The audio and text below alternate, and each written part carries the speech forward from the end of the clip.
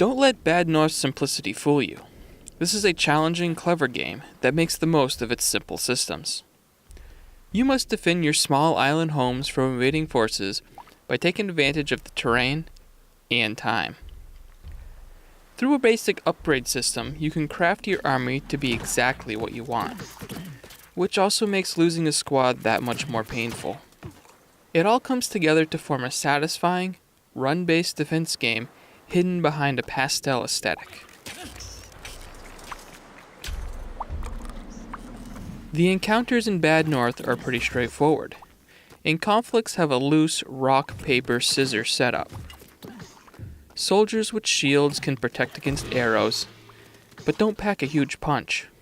Spear infantry are good at poking at the enemy, but can't attack while they move. Archers can pick off units from afar, unless they have the previously mentioned shields. It's all about putting your units in the right spot to make the most of their strengths, while exploiting enemy weaknesses. As your run begins, the enemies are basic and light, but the further along the map you go, the harder the encounters get. Much like FTL before it, you are trying to get as far to the right as you can before the encroaching enemy catches up to you, or all of your units die. Also like FTL, each run consists of a procedurally generated set of islands, so you never have the same run twice.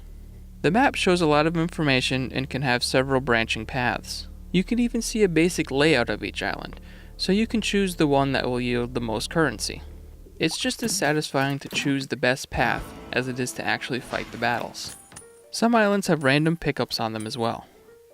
Things like giant hammers and bombs can be equipped to one of your units, giving them a one-time use special ability that resets on each island.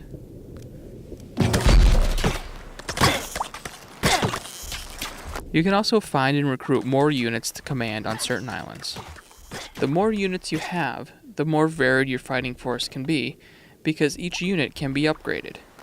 New units start off as just generic sword fighters, but using the currency you acquire by defending islands, you can upgrade them down one of three paths: swordsmen, spearmen, or archers. The way you interact in combat is a tale of two control schemes, unfortunately. In handheld mode, the best way to play the game is with the Switch's touchscreen. You can easily select and move units with high precision. However, using a controller is more cumbersome by comparison. Making sure you have the right units selected and then using the analog stick to choose the destination can lead to a lot of mistakes. It is also easier to zoom and rotate the camera with the touchscreen than it is with buttons and analog sticks. While a gamepad isn't completely unusable, it's clear that the game was designed to take advantage of the Switch's touchscreen.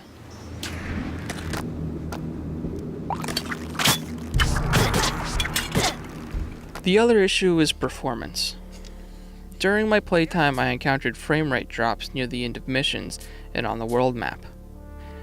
I also ran into an issue where a single enemy glitched out and couldn't be killed.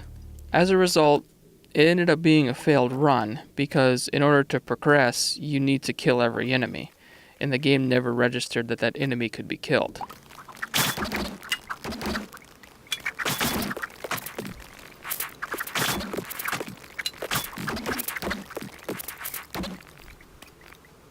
Finally, the game did hard crash on me in the middle of a mission.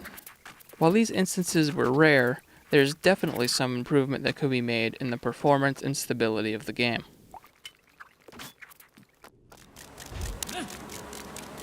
Bad North looks and sounds great. Your tiny little soldiers bop around the map, and their waving flags help you quickly identify them. The soft pastel palette is contrasted by the blood that flies out during combat. By the way, the blood effect can be turned off in the settings. Finally, there are a lot of little sound cues that help draw your attention to certain events.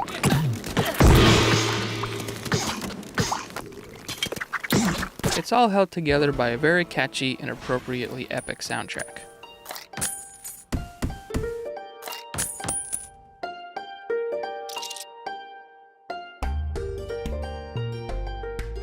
Bad North excels in providing the player with a stiff challenge without feeling unfair.